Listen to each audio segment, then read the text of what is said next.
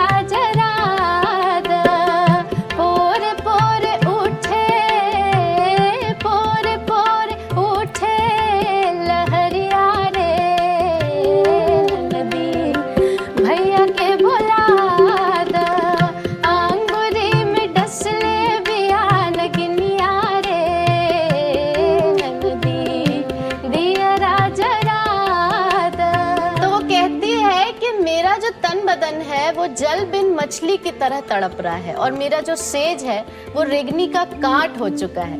आगे देखिए वो कैसे एक्सप्रेस करती है अपने पति से दूर रहने की वेदना।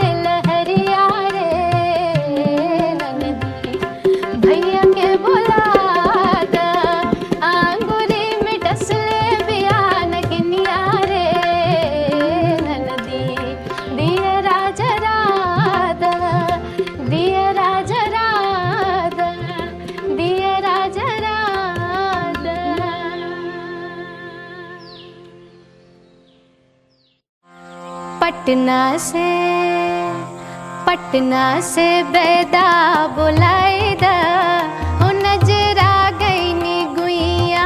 पटना से बैदा बुलाए दा, हो नजर आ गई नी गुइया।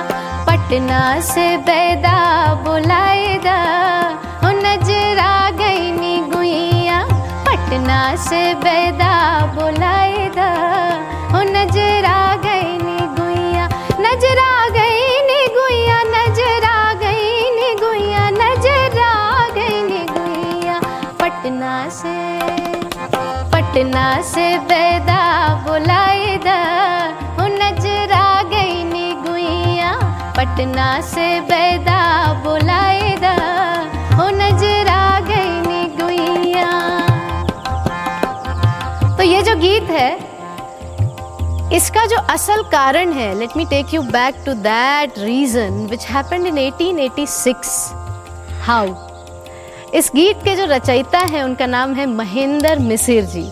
भोजपुरिया समाज, भोजपुरी स्पीकिंग जो एरिया है, जो स्टेट्स हैं, उसमें इनको पूजा जाता है। इनको पुरुबिया सम्राट कहा जाता है। ये जो हम गाना गा रहे हैं, ये पुरुबिया कहा जाता है इस विधा को, और महेंद्र मिसिर को पुरुबिया सम्राट कहा जाता था। सो ही वॉज बॉर्न इन 1886 और इनको प्रेम गीतों का सम्राट माना जाता है। उनके जैसा प्रेम गीत शायद ही कोई लिख पाए फिर कभी। तो ये जो गाना है, ये आज के डेट में भी if you look at it, कि कितना रेलेवेंट है, क्योंकि गांव देहात में आज भी औरतें इसी तरह से शर्माती हैं। जब पति चला जाता है कहीं बाहर, तो उसको बुलाने के लिए डायरेक्टली वो नहीं बोल सकती कि यार प्लीज़ कॉल माय हस्बैंड, जैसे शहरों में होता है। गांव में आज भी वही कल्चर है कि ये बोल रही कि पटना से बैदा बुलाई दा, नजरा गई नी गुइया। वो बार बार ये कह रही है कि तुम तो हमको छोड़ के चले गए हो, तो हम यहाँ पे अकेले जो है ना, हमको नज़र लग रही है लोगों की। तो अब प्लीज़ अपनी ननद को बोली कि प्लीज़ एक वैद्य को बुला दो, बिकॉज मेरा कोई इलाज नहीं हो सकता है। So this is what she सेज।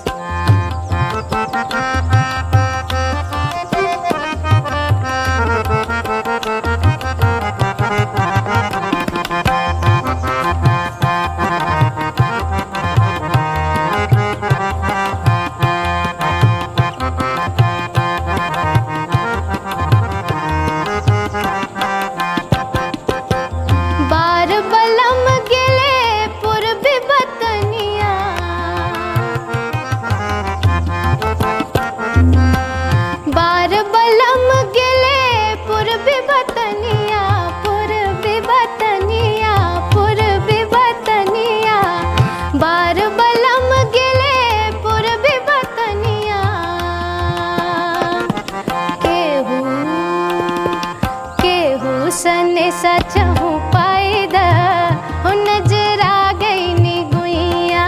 केहू सने सचहु पायदा, हो नजर आ गई नी गुइया। नजर आ गई नी गुइया, नजर आ गई नी गुइया, नजर आ गई नी गुइया। पटना से बैदा बुलाए दा, हो नजर आ गई नी गुइया। पटना से बैदा बुलाए दा, हो नजर आ गई नी गुइया। तो देखिए, अपने पति को बुलाने के लिए वो कौन कौन से बहाने लगा रही है कि अपनी नंद को बोल रही है कि भाई देखो, मेरे पति तो पूर्वी बतनिया चले गए हैं कमाने के लिए, और ये बात उन तक पहुंचा तो दो कि मुझे नजर लग गई है। कम से कम ये खबर ही सुन के, ये तार मिलके, ये चिट्ठी मिलके, ये कुछ भी सुन के वो भागा तो चला आएगा। यही तो बहाना होगा उसको बुलाने का।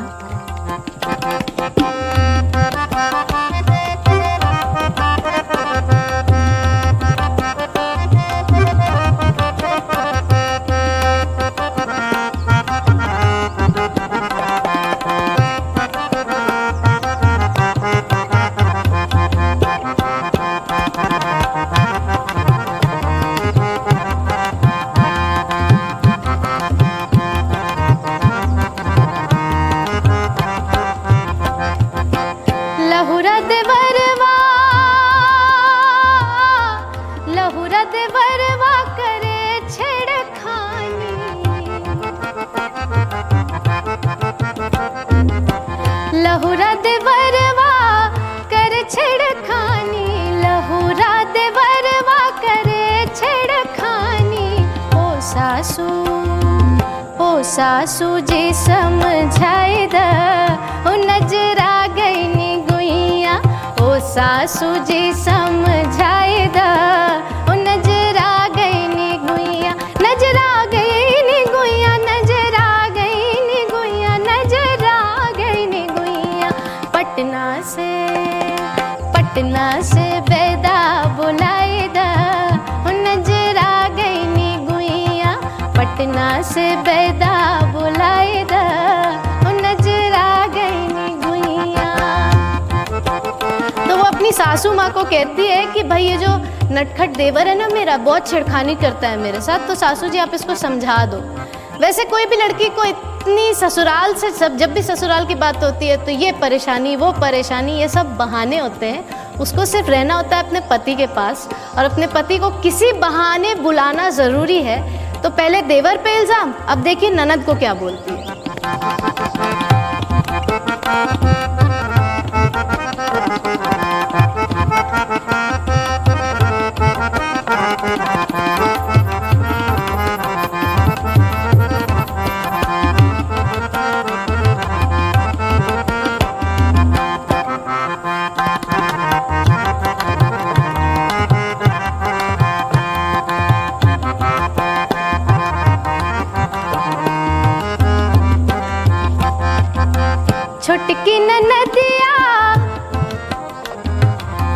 छोटकी ननदिया बड़ी सौतनिया,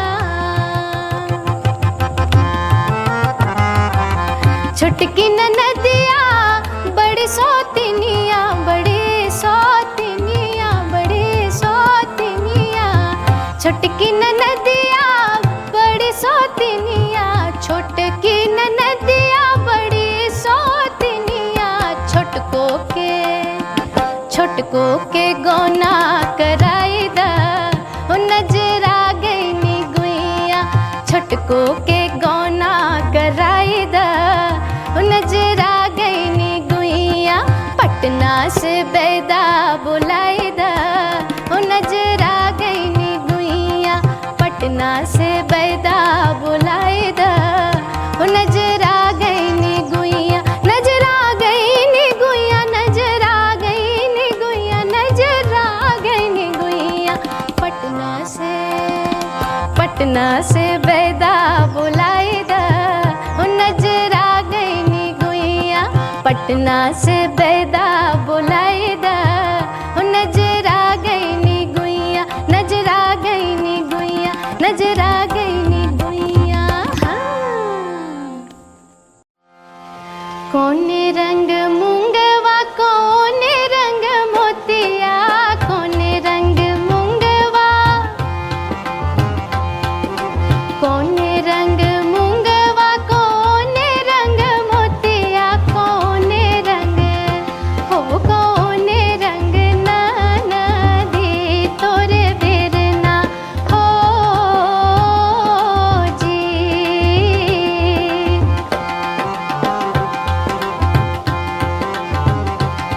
सबज रंग मूंगवा, सफेद रंग मोतिया, सबज रंग मूंगवा, सबज रंग मूंगवा, सफेद रंग मोतिया, सावरे रंग भाऊजी मोरे बिरना हो जी। एक फिल्म बनी थी जिसका नाम था हीरा मोती। ये भोजपुरी फिल्म नहीं है, हिंदी फिल्म है, लेकिन ये गाना भोजपुरी में है। So interestingly I couldn't keep my self away from this song, from singing this song. तो ये गाना देखिएगा अगर आप, तो इसमें the legends, they are the hero heroine. Nirupa Roy ji heroine हैं, बलराज साहनी जी हीरो हैं, और the funniest and the most beautiful Shubha Khote ji इसमें ननद का रोल प्ले कर रही हैं। ये गाना जो है, इसके म्यूज़िक डायरेक्टर इंटरेस्टिंगली आज के सुपरस्टार ऋतिक रोशन जी के दादाजी हैं, रोशन साहब, और इसके जो लिरिसिस्ट हैं वो है प्रेम धवन साहब। प्रेम धवन साहब जो कि पद्मश्री हैं, he is not just a composer, he was also a choreographer. बहुत ही प्यारा गाना है ये। गाना भोजपुरी के सेटअप में कैसे फिट होता है ये हम बताते हैं आपको। तो भोजपुरी में जैसे अलग अलग संस्कार के अलग अलग ओकेजन्स के इवेंट्स के गाने होते हैं, जैसे इवन घास काटने के लिए भी भोजपुरी में गाना होता है। ये गाना जो है ये जत्सार कहते हैं इसको। ये तब गाया जाता है, तब औरतें गाती हैं जब वो इस पे जत्सार पे पीसती हैं, चना पीसती हैं, दाल पीसती हैं, तब वो ये गाना गाती हैं। और इस टाइम पे क्योंकि औरतें रहती हैं तो दे हैव दिस भाभी ननद का एक क्यूट सा रिलेशनशिप चल रहा है यहाँ पर। तो जैसे भाभी पूछती है कि किस रंग का मूंगा है और किस रंग की मोती है, और तुम्हारे बिरना जो है तुम्हारे भाई वो किस रंग के हैं। तो ननद प्यार से जवाब देती है कि सबज रंग मूंगवा, मतलब हरे रंग का मूंग है, सफ़ेद रंग मोतिया, उजले रंग की मोती है, और मेरे भाई जो है ना वो सांवरे रंग के हैं, handsome, tall, dark and handsome है मेरे भाई। So this is an interesting conversation going between ननद एंड भाभी। आगे मीनिंग बताएंगे। बहुत प्यारा सा छोटा सा क्यूट सा गाना है।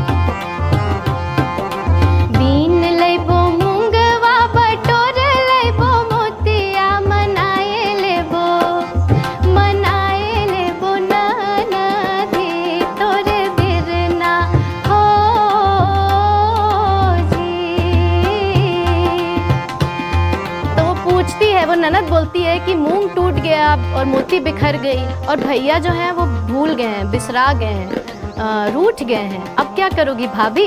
तो भाभी बोलती है कि बीन लईबो मूंगवा, मतलब हम चुन लेंगे मूंग, बिखरा हुआ मोती को बटोर लेंगे और तुम्हारे भैया को मनाई लेबो, मना लेंगे। And in the last verse, this is just a small cute song, in the last verse the भौजी आस्क्स, द भाभी आस्क्स कि कहाँ अच्छा लगता है मूंग, कहाँ अच्छी लगती है मोती, और तुम्हारे भैया कहाँ अच्छे लगते हैं। तो ये बोलती है कि मूंग जो है वो मुंदरी में अच्छा लगता है, मोती जो है वो गले में जो हम बद्धी पहनते हैं ना, बधिया में अच्छा लगता है, और भैया अच्छे कहाँ लगते हैं ये सुनिए।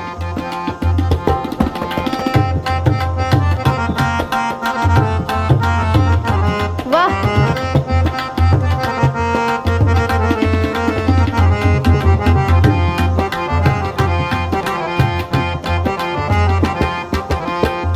सोहे मूंगवा कित सोहे मोतिया, कित सोहे मूंगवा, कित सोहे मूंगवा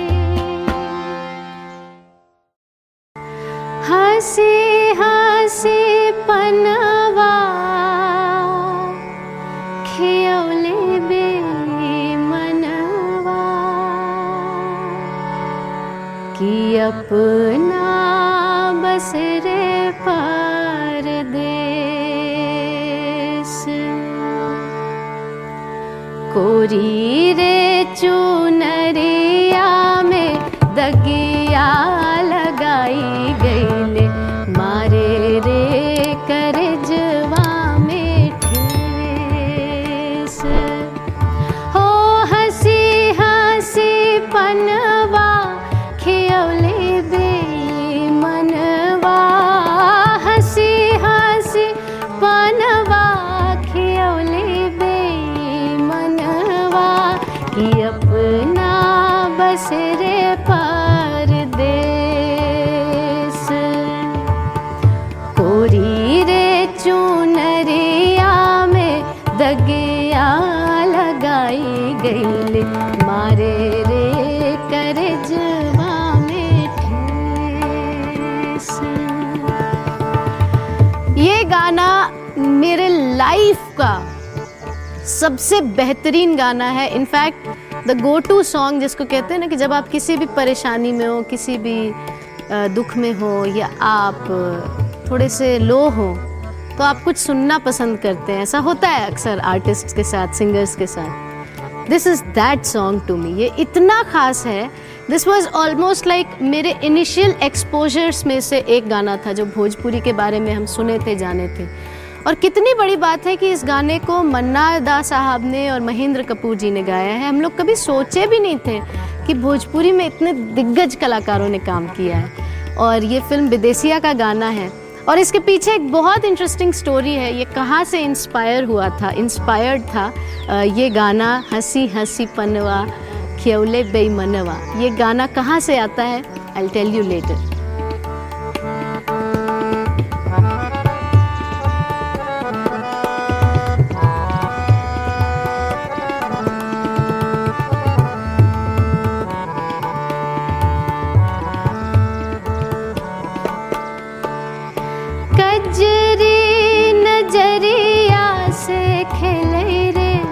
बदरिया कजरी नजरिया से खेले रे बदरिया।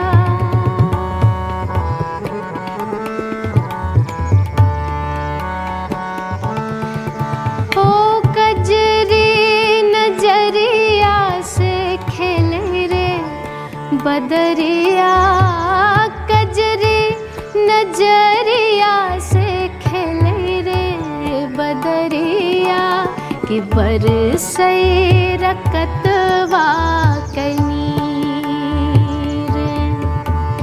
सर्दी के मारे छाई जरदे चनरमा में, गर्दी मिले रे तकदीर। ओ हंसी हंसी पनवा खियौले बेमनवा, हंसी हंसी पनवा खियौले बेमनवा, कि अपना बसरे परदेस। कोरी रे चुनरिया में दगिया लगाई गईले, मारे रे करजवा में ठेस। तो इस गाने के पीछे की कहानी ये है कि महेंद्र मिसिर के एक नौकर हुआ करते थे, गोपी चंद। और क्योंकि ऐसा हम लोग जानते हैं, हिस्ट्री में भी पढ़ा है कि महेंद्र मिसिर ब्रिटिश सरकार के अगेंस्ट थे और वो एक क्रांतिकारी थे, तो वो नकली नोट छापने का काम करते थे। तो किसी भी बाहर के आदमी को जल्दी अपने साथ रखते नहीं थे काम पर दिस मैन गोपी चांद जिसका नाम था, ही वन हिज कॉन्फिडेंस और वो उनका नौकर बना रहा 3 साल तक। और तीसरे साल वो पुलिस का आदमी निकला और महेंद्र मिसिर गिरफ्तार हो गए। सो in his memory and in the memory of that moment he lived, he wrote this song, हंसी हंसी पनवा खियौले गोपी चनवा। वहीं से इंस्पायर हुआ है ये गाना।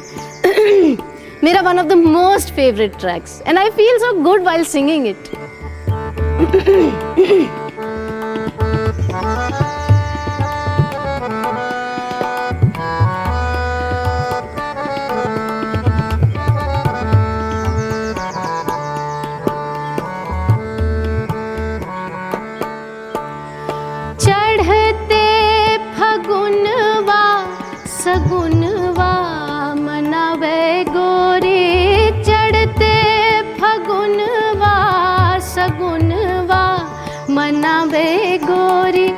चैता करे रे उपवास।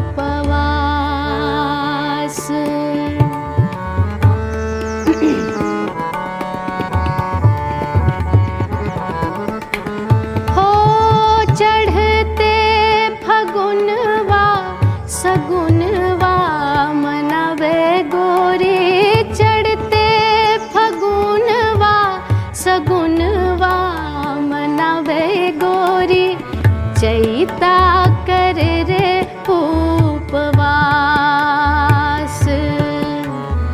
गर्मी बेसरमी ना बेनिया डोलाए माने, डारे सैया गरवा में फांस। ओ हंसी हंसी पनवा खियौले बे मनवा, हंसी हंसी पनवा खियौले बे मनवा, कि अपना बसेरे परदेस। कोरी रे चुनरिया में दगिया लगाई गई, मारे रे करजवा में ठेस। ओ हंसी हंसी पनवा खियौले बे मनवा, कि अपना बसेरे परदेस। कोरी रे चुनरिया में दगिया लगाई गईले, मारे रे करजवा में ठेस, मारे रे करजवा में ठेस, मारे रे करजवा में।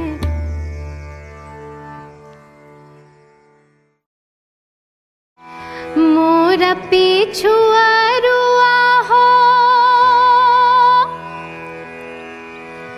नीलवा के खेतिया हो राम, नीलवा के खेतिया।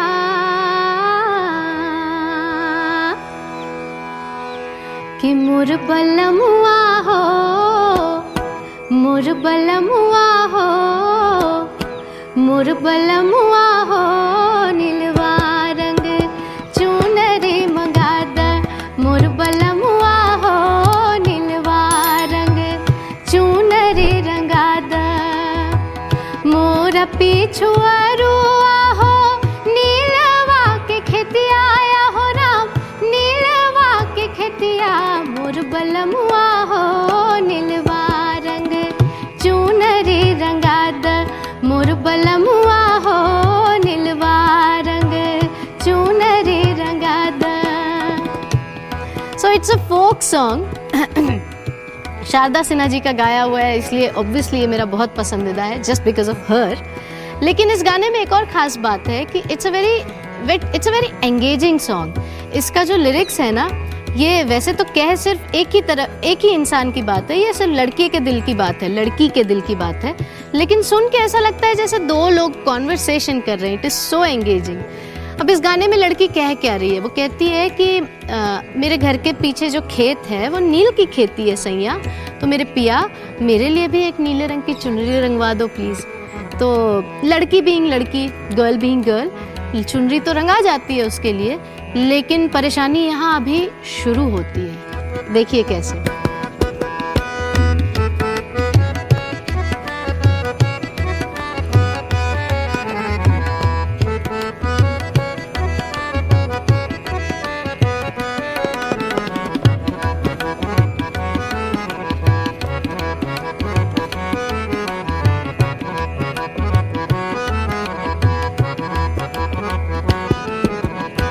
नीलवा रंग चुनरी से लागे गले सरदिया हो राम, लागे गले सरदिया। नीलवा रंग चुनरी से लागे गले सरदिया हो राम, लागे गले सरदिया। मोर बलमुआ हो, मोर बलमुआ हो, मोर बलमुआ हो सलवा दुसलवा मंगा द मोर बलमुआ हो सलवा दुसलवा मंगा द मोर बलमुआ हो सलवा दुसलवा मंगा द। तो वो कहते हैं कि नीले रंग की चुनरी तो बहुत सुंदर थी पिया, पर वो ओढ़ के ना मुझे थोड़ी अभी सर्दी सर्दी लग रही है, तो ठंड लग रही है मुझे, तो मेरे लिए सलवा दुसलवा मैंने मेरे लिए शॉल मंगा दो प्लीज़, तो मेरी ठंडी चली जाएगी। Wow, that sounds like a solution, but no, please hang on.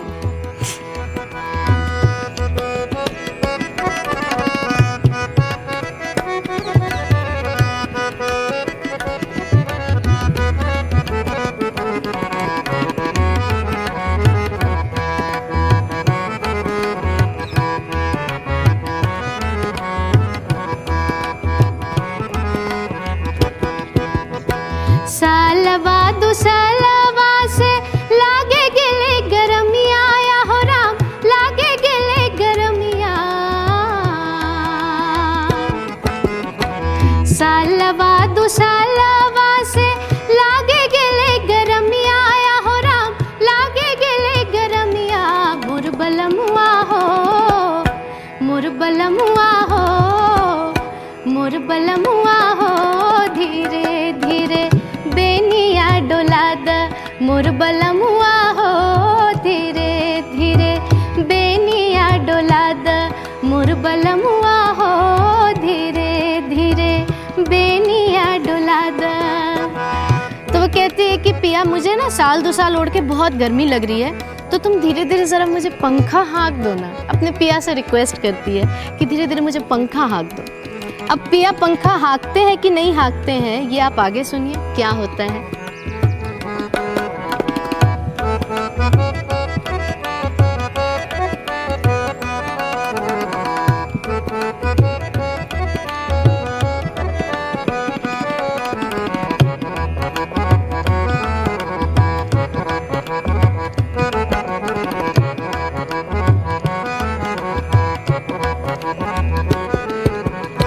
बेनिया डुलैते मेरी मोरे गले कलैया या हो राम, मोरे गले कलैया।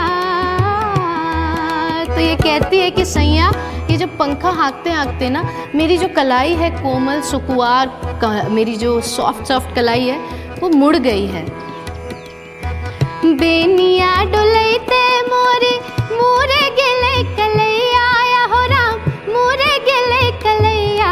मोर बलमुआ हो, मोर बलमुआ हो, मोर बलमुआ हो, पटना से बैदवा बुला द मोर बलमुआ हो, पटना से बैदवा बुला द मोर बलमुआ हो, पटना से बैदवा बुला द। तो अब भाई बड़ी परेशानी हो गई है कि बेनिया डुलाइते डुलाइते जो इनका है, हाँ पंखा हाँकते हाँकते इनकी प्यारी सुकोमल कलाई मुड़ गई है, तो अब पटना से बैद को बुला दो। बेसिकली ये सब बहाने हैं अपने पति को परेशान करने के। अब सुनिए क्या बहाना है, आखिरी बहाना।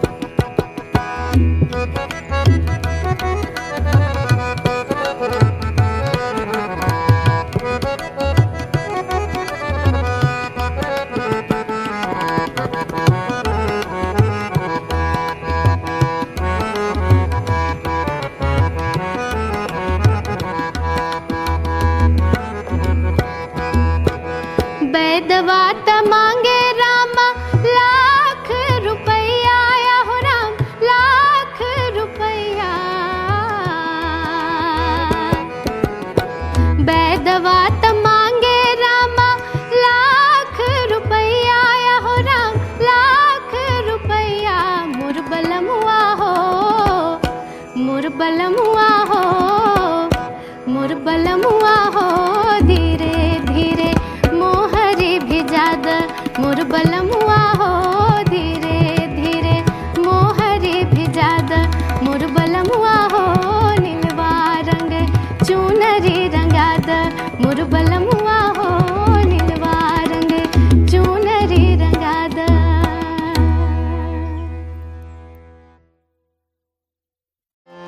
अमुआ महुआ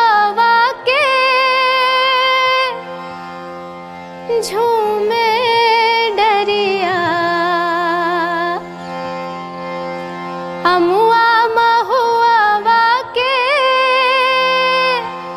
झूमे डरिया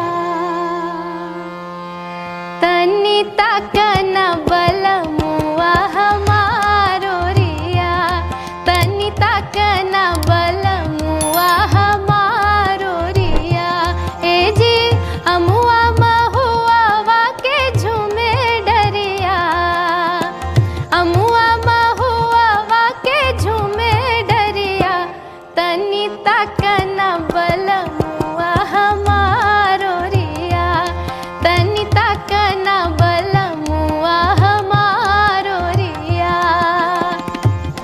जैसा कि हम लोग सब जानते हैं कि प्रेम गीतों में महेंद्र मिस्र का कोई सानी नहीं है।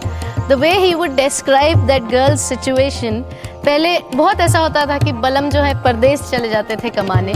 इस सिचुएशन को जिस तरह से औरत के दिल के सिचुएशन को जिस तरह से महेंद्र मिस्र जी डिस्क्राइब करते थे, कोई नहीं करता था। आप उनका कोई भी गाना उठा लीजिए, उनको वैसे भी पूर्बिया सम्राट कहा जाता है और कहा जाता है कि प्रेम गीतों में अतुल्य है वो, प्रेम गीतों की रचना में। और अगर बात करें इस गाने के आवाज की, तो वो है स्वयं शारदा सिन्हा जी की। I am not a fan बहुत छोटा शब्द हो जाएगा। I am like a devotee to her. हम अगर भोजपुरी में गाना शुरू किए हैं तो उनकी वजह से शुरू किए हैं। जो भी सीखते हैं उन्हीं से सीखते हैं, दूर से रहकर, क्योंकि हम कभी मिल नहीं पाए उनसे बैठ के सीखने के लिए। But I will tell you more about Sharda Sinha ji, specially जो लोग भोजपुरी नहीं बोलते, नहीं जानते, नहीं समझते। आई will tell you a few famous songs sung by her in a few famous movies, Hindi movies। आपको और पता चलेगा कि वो कौन है।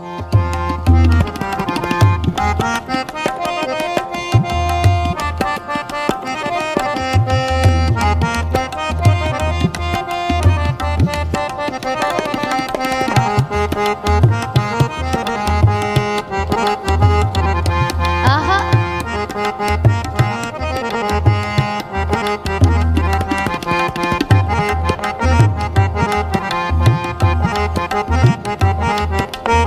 वाह,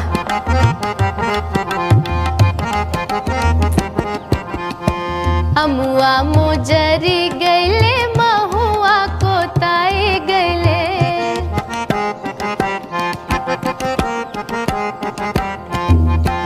अमुआ मुजरी गैले महुआ को ताए गैले अमुआ मुजरी गैले महुआ को ताए गैले रसवा से भर गैल कुल डरिया ए जी रसवा से भर गैल कुल डरिया तनी तकन बलमुआ हमारो रिया तनी तकन बलमुआ हमारो रिया ए जी अमुआ महुआ वाके झूमे डरिया अमुआ महुआ वाके झूमे डरिया तनी तकन बलमुआ हमारो रिया तनी तकन बलमुआ हमारो रिया।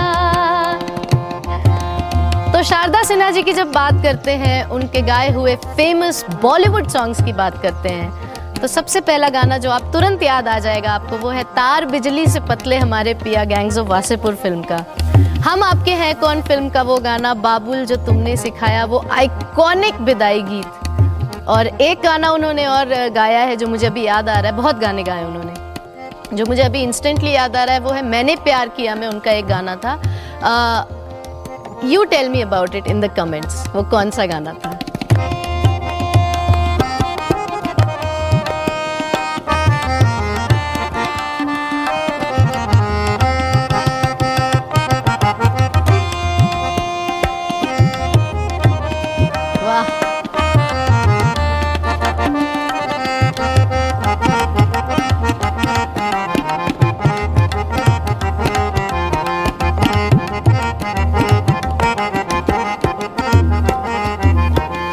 महुआ बिनन हम गईनी महुआ बगिया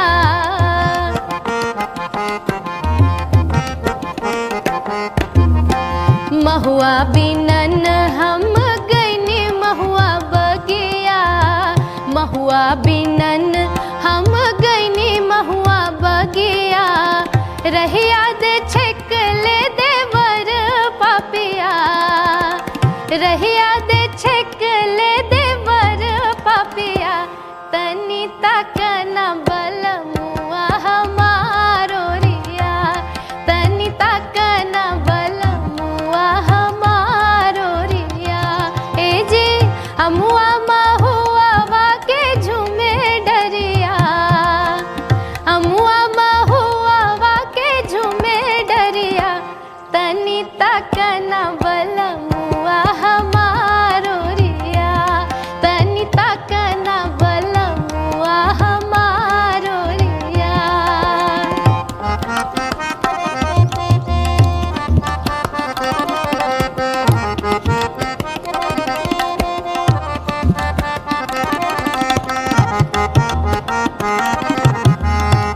आहा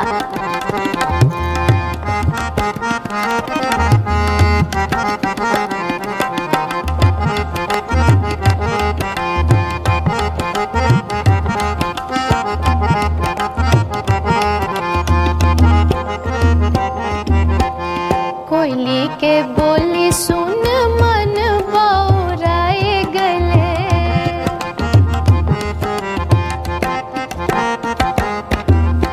कोयली के बोली सुन मन बौराए गले, कोयली के बोली सुन मन बौराए गले, नहीं अले हमरो बलम रसिया, नहीं अले हमरो बलम रसिया, तनी तक न बल मुआ हमारो रिया, तनी तक न बल मुआ हमारो रिया। ए जी हमुआ महुआ के झूमे डरिया, हमुआ महुआ के झूमे डरिया, तनी तक न बल मुआ हमारो रिया, तनी तक न बल मुआ हमारो रिया, तनी तक न बल मुआ हमारो रिया। लाल लाल ओठवा से बरसे ललैया हो के रस चुएला, जैसे अमावा का मोजरा से रस चुएला हो के रस चुएला। लाल लाल ओठवा से बरसे ललैया हो के रस चुएला, जैसे अमावा का मोजरा से रस चुएला हो के रस चुएला। लागे वाली बतिया ना बोल मोर राजा हो करे जा छुएला, तोरी मीठी मीठी बोलिया करे जा छुएला हो करे जा छुएला। लागे वाली बतिया ना बोल मोर राजा हो करे जा छुएला, तोरी मीठी मीठी बोलिया करे जा छुएला हो करे जा छुएला। तो हम जब छोटे थे ना, तो जब भी किसी को बोला जाता था भोजपुरी रोमांस या भोजपुरी रोमांटिक गाना गाने को, तो यही गाना ही होता था। और तब हमको ये पता था कि अरे ये भोजपुरी में क्या गा रहे हैं, नहीं समझ में आ रहा है, समझाओ थोड़ा सा। फिर हम बड़े हो गए और हमको बुद्धि आ गई, हमको अब समझ आता है कि ये कितना बड़ा गाना है, ये कितनी बड़ी बात है कि एक फिल्म बनी जिसको चित्रगुप्त जी ने जिसमें म्यूज़िक दिया। इस गाने को तलत महमूद साहब और लता मंगेशकर जी ने गाया। मजरूह सुल्तानपुरी का लिरिक्स है और ये भोजपुरी में है और हम बिहार से हैं और भोजपुरी मेरी भाषा है। ये कितनी बड़ी बात है, ये अकल हमें क्यों बड़े होकर आती है, क्यों नहीं हम बचपन से इस बात को समझते हैं कि ये हमारे भाग्य की बात है कि हमें ये सब सुनने, देखने और पढ़ने मिल रहा है। I want to be a part of this, join me in this song.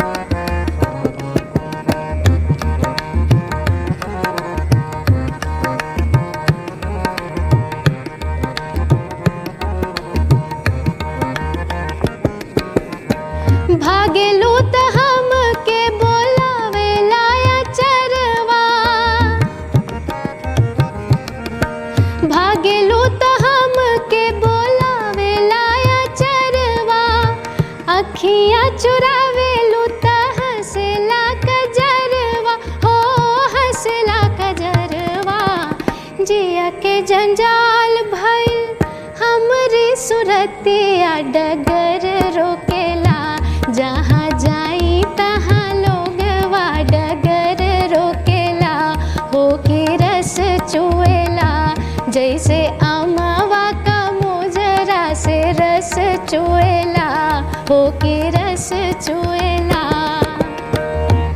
कितना सुंदर चित्रण है इस गाने में कि ये लड़की she so beautiful and she thinks also कि ये इतनी सुंदर है कि ये जहाँ भी जाती है एकदम ये जुल्मी चेहरा हो गया है इसका, इतनी सुंदर है कि सब लोग इसका रास्ता रोकते रहते हैं। आगे देखिए इतना सुंदर लिखा है सुल्तानपुरी जी ने इस गाने को। अगले पैराग्राफ में ये लड़का कहता है कि लड़की कहती है कि हम तो एक चिड़िया है छोटी सी जिसको जाल में फंसा लिया गया है, एक बहेलिया आके मुझे फंसा लिया है। तो लड़का कहता है कि चिड़ई के जाल में तो खुद बहेलिया फंस गया and it is said so beautifully. I love this paragraph.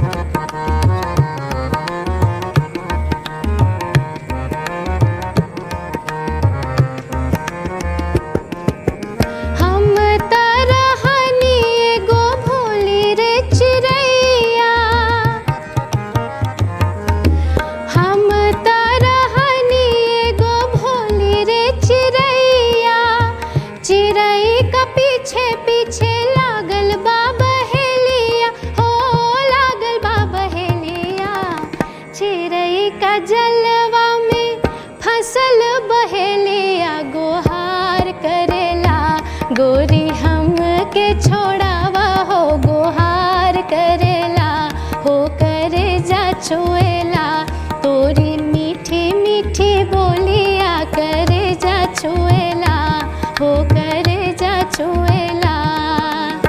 लाल लाल ओठवा से बरसे ललैया, हो के रस चुएला, जैसे अमवा का मोजरा से रस चुएला, हो के रस चुएला। लागे वाली बतिया ना बोल मोर राजा, हो करे जा छुएला, तोरी मीठी मीठी बोलिया करे जा छुएला, हो के रस चुएला, हो करे जा छुएला।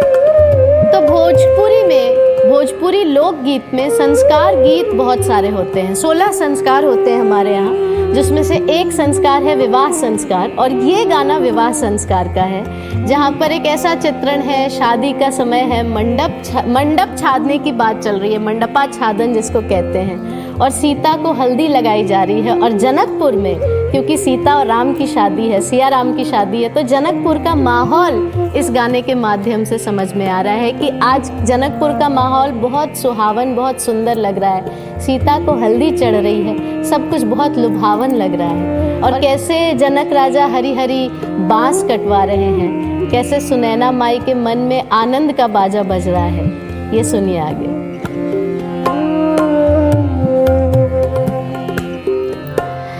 हरे हरे बसवा कटवले जनक राजा, हरे हरे बसवा कटवले जनक राजा, मन में सुनैना माई के बाजेला आनंद बाजा, मन में सुनैना माई के बाजेला आनंद बाजा, सोर भैली सगरी महलिया, बड़ा लोभावन लागे, सोर भैली सगरी महलिया, बड़ा लोभावन लागे, सीता के चढ़ेला हरा दिया,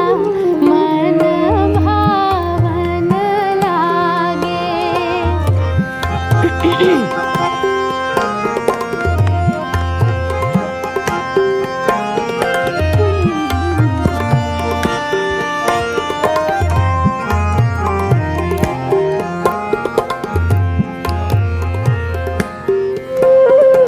धनी रे नगरिया के उमड़ल भगिया, धनी रे नगरिया के उमड़ल भगिया, लगली सुनरसिया के अमर सोहगिया, लगली सुनरसिया के अमर सोहगिया, चौका पुरावन आंगनवा, बड़ा पावन लागे, चौका पुरावन आंगनवा, बड़ा पावन लागे, सीता के चढ़ेला हरा दिया,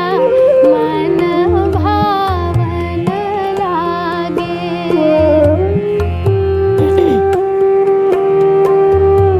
जब ब्याह का समय होता है तो सबसे मुश्किल घड़ी होती है विदाई की घड़ी।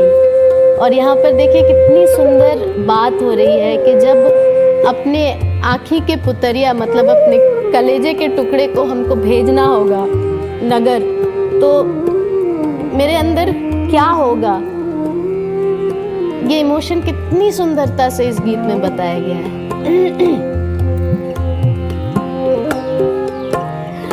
आँखी के पुतरिया जब भेजबो नगरिया,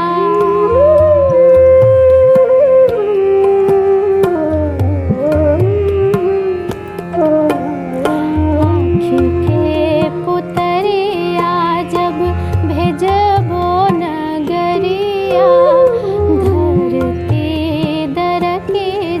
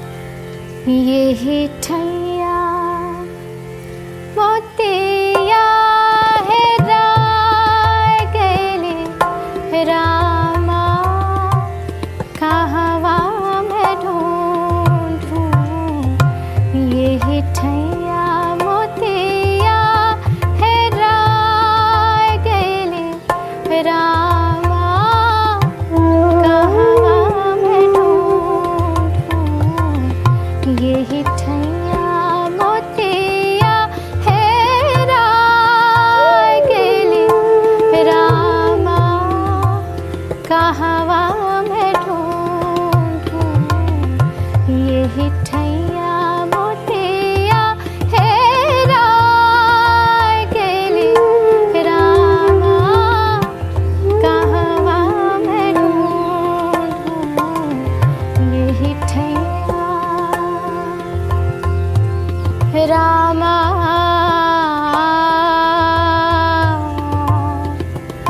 मोतिया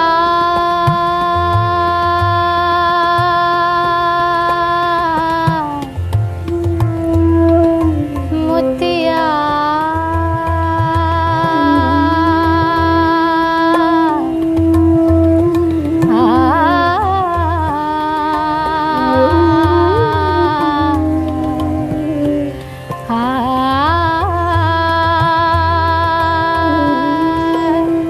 मोतिया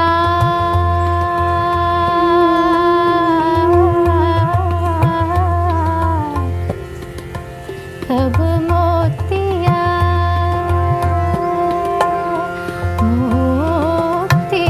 मोतिया हेराय गेली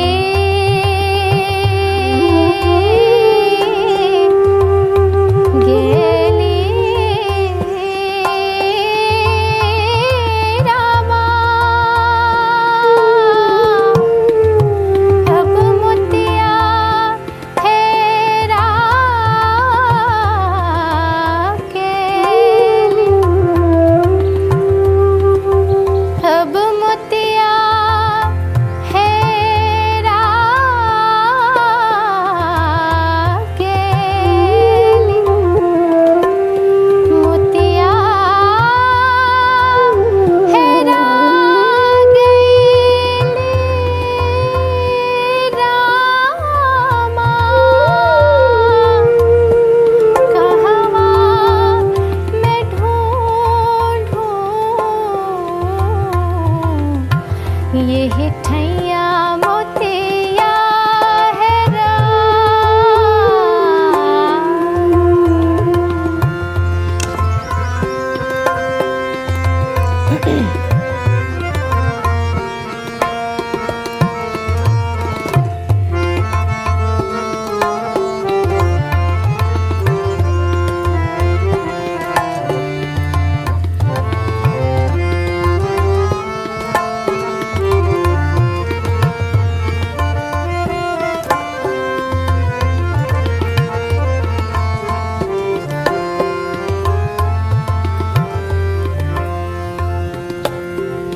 कोठवा पे ढूंढली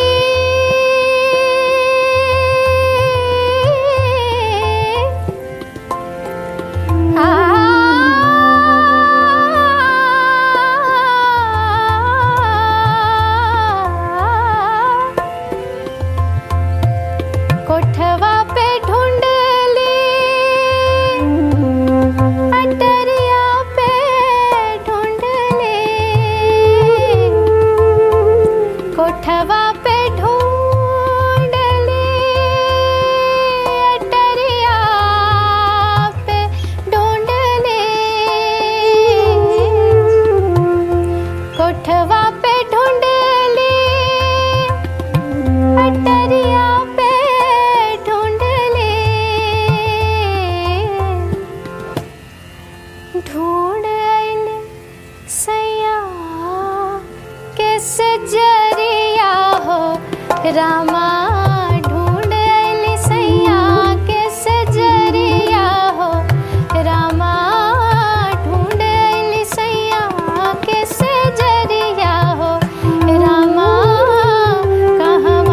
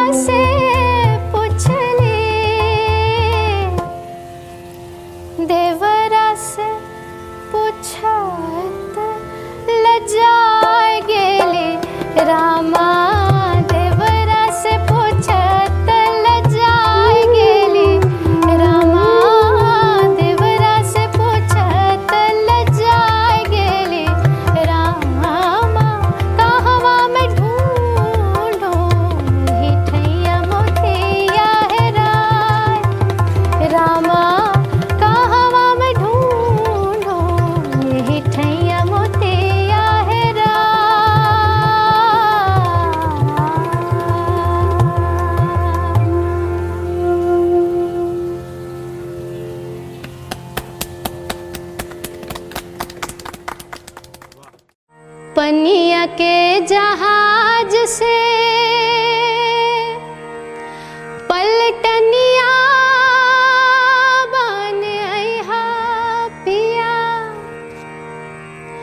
पनिया के जहाज से पलटनिया बन आइहा पिया,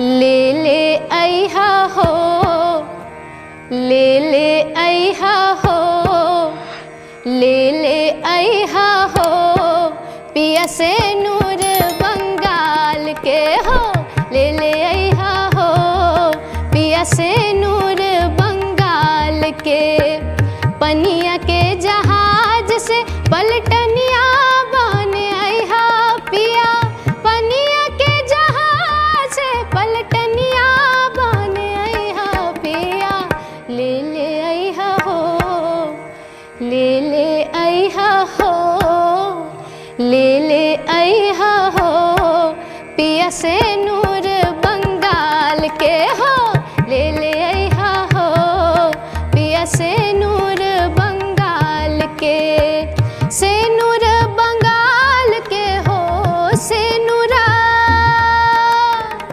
से नूर बंगाल के हो, ले ले आइहा हो पिया से नूर बंगाल के हो, ले ले आइहा हो पिया से नूर बंगाल के। ये गाना जो है ये हमको लगता है कि भोजपुरी सबसे मशहूर फोक अगर कुछ है वो शारदा सिन्हा जी की आवाज़ में, पनिया के जहाज से पलटनिया बने आइहा पिया, महेंद्र मिश्र जी का लिखा हुआ, द लेजेंड महेंद्र मिश्र जी। इस गाने की सबसे खास बात क्या है पता है कि हम इंडिया में बहुत जगह परफॉर्म कर चुके हैं, बहुत सारे अलग अलग स्टेट्स में, लेकिन इस गाने को जिस तरह से समझा के, जिस तरह से बता के, बोल बतिया के, ऑडियंस के साथ इंटरेक्ट करके हम जब भी लाइव ऑडियंस के सामने ये गाते हैं बहुत मज़ा आता है, चाहे वो किसी भी भाषा के लोग हों।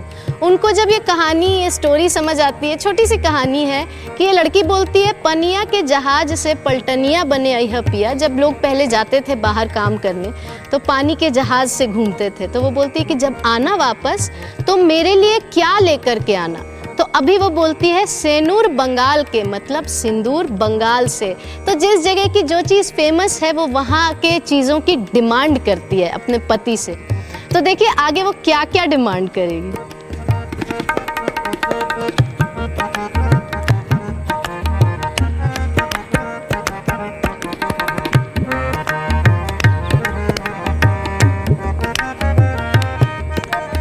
वाह,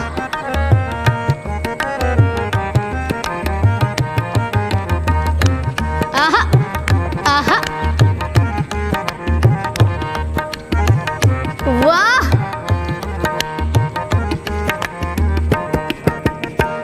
पनिया के जहाज से पलटनिया बन आइहा पिया, पनिया के जहाज से पलटनिया बन आइहा पिया, ले ले आइहा हो, ले ले आइहा हो, ले ले आइहा हो पिया टीका राजस्थान के हो, ले ले आइहा हो पिया टीका राजस्थान के, टीका राजस्थान के हो, टीकवा, टीका राजस्थान के हो, ले ले आइहा हो पिया टीका राजस्थान के हो, ले ले आइहा हो पिया टीका राजस्थान के। तो मज़ा क्यों आ रहा है हमको एकदम ऑनेस्टली बताते हैं हम कि ये गाना हम स्पेशली ये रूपक हैं, ये गौरव हैं, इन दोनों को हम बिल्कुल भी नहीं बताएं कि हम क्या गाने जा रहे हैं, क्या धुन है नहीं है, पर इनकी एक्सपर्टीज़ तो देखिए आप। आई जस्ट टोल्ड देम कि हम एक गाना शुरू करेंगे और तुम लोग पकड़ लेना अपने हिसाब से, but look at them, just look at them. ऐसा लग रहा है हम लाइव स्टेज पर ही गा रहे हैं, क्योंकि ये दोनों कन्नडिगा हैं, they speak Kannada and the way they are enjoying Bhojpuri music. Thank you so much, thank you so much.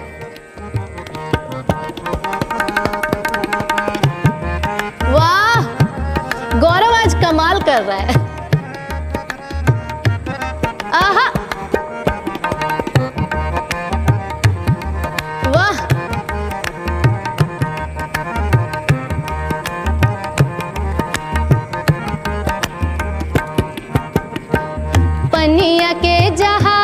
से पलटनिया बन आई हा पिया, पनिया के जहाज से पलटनिया बन आई हा पिया। रूपक ध्यान से, तुम्हारी गर्लफ्रेंड ये मांग सकती है कि ले ले आई हा हो, ले ले आई हा हो, ले ले आई हा हो पिया चूनर पंजाब के हो, ले ले आई हा हो पिया चूनर पंजाब के, चूनर पंजाब के हो चूनरी, चूनर पंजाब के हो, ले ले आई हा हो पिया चूनर पंजाब के हो, ले ले आई हा हो पिया चूनर पंजाब के। तो लड़की जो है वो बहुत तरह की चीज़ों का डिमांड करती है। ऑब्वियसली वी हैव टू, मेरे पति को भी मेरे पसंद की सारी चीज़ें लानी पड़ती है। तो क्योंकि हम बिहारी हैं तो हम अपने पति से सबसे ज़्यादा क्या मांगना चाहते हैं, आई एम श्योर हर बिहारी लड़की इससे कनेक्ट करेगी कि हम लोग आखिर क्या चाहते हैं सिंगार में। जो मेन हमारा सिंगार का मेन बेस है वो क्या है? नाउ is the time I tell you that.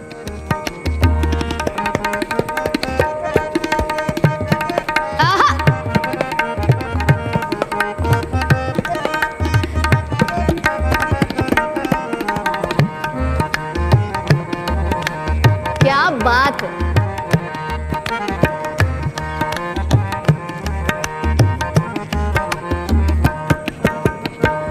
पनिया के जहाज से पलटनिया बन आई हा पिया, पनिया के जहाज से पलटनिया बन आई हा पिया। कि ऐश्वर्य निगम ले ले आई हा हो, ले ले आई हा हो, ले ले आई हा हो पिया नाथिया बिहार के हो, ले ले आई हा हो पिया नाथिया बिहार के, नाथिया बिहार के हो, नथिया